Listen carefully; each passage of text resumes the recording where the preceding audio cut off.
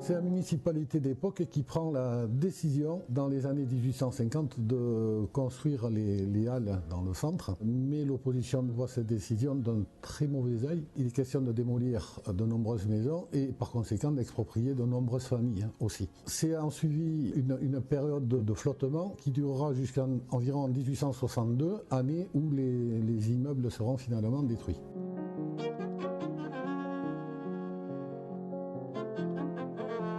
Alors, on est construit à cet endroit-là justement parce qu'elle se trouve en plein cœur de la ville, mais aussi et surtout parce qu'elle se trouve en bordure de la Nive, ce qui permet d'acheminer directement de nombreuses marchandises provenant des exploitations qui sont situées en amont, tant de la Nive que de l'Adour, bien entendu. D'ailleurs, un quai spécifique a également été construit juste devant les halles pour faciliter les déchargements et rechargements à l'occasion.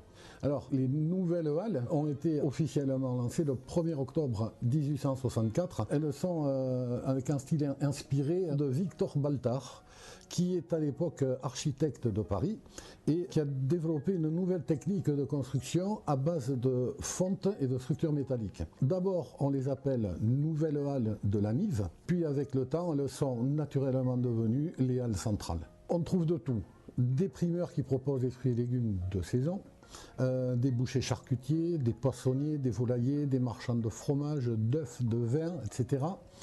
Il y a donc effectivement des commerçants de métiers, mais je suis tenté de dire qu'on y trouve aussi des métiers de commerçants aujourd'hui disparus, comme par exemple les vendeuses de pain qui arpentent les rues du quartier avec de lourds paniers d'osier perchés sur la tête, mais également les marchands d'aiguilles à coudre qui les vendaient à l'unité, les vendeurs de journaux qui annoncent de leur voix de stentor les grands titres du jour, et n'oublions pas les bouviers qui passent tous les jours pour nettoyer surtout le crottin de cheval qui jonche la voie publique. Alors, tout le monde était satisfait. D'une part, les locaux qui pouvaient enfin trouver en un seul et même lieu toutes les denrées de consommation courante dont ils pouvaient avoir besoin, mais aussi les producteurs et les revendeurs qui bénéficiaient, eux, d'un endroit fixe et à fort potentiel pour écouler toutes leurs marchandises.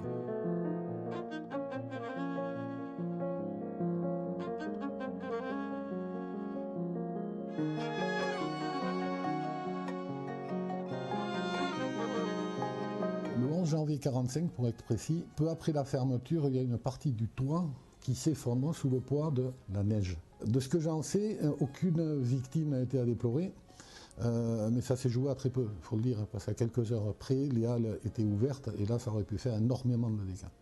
Il y a la partie centrale qui s'est affaissée totalement. Les deux ailes, on va dire, sont relativement conservées. Certes, une structure temporaire a bien été bricolée, mais rien de bien concret, juste du temporaire qui a duré la bagatelle de 17 ans. Alors nous sommes désormais en 1962 et vu l'état de délabrement de l'édifice toujours temporaire, mais aussi et surtout pour faciliter la tâche des commerçants qui bravent les conditions climatiques rigoureuses tant l'été que l'hiver, il est décidé de construire de nouvelles halles et modernisme oblige, ce sera un marché mais pas uniquement, il sera doté d'un parking intégré s'il vous plaît, une véritable première.